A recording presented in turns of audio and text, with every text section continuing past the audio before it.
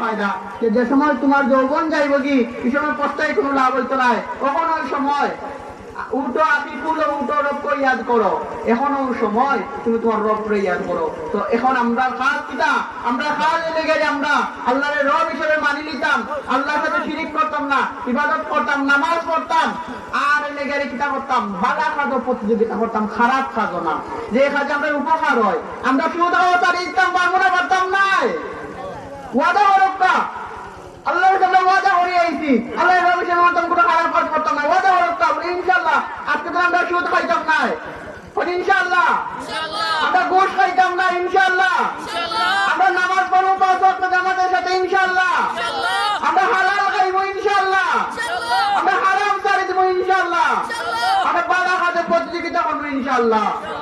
আল্লাহ আমরা তৌফিক দিতা, আল্লাহ আমরা সৎ পথে চালাইতে হবে। আল্লাহ যদি হিদায়াত না দেন তাহলে হিদায়াত লাভ হতো না, তবে আল্লাহ যদি সবসময় দোয়া করতে হইব, তাহলে কোরআনটা বেশি বেশি পড়তে হবে। কোরআন আল্লাহ দোয়া শিখাই দিচ্ছেন, অনেক দোয়া আছে বুঝছেন, দোয়া শিখাইছেন।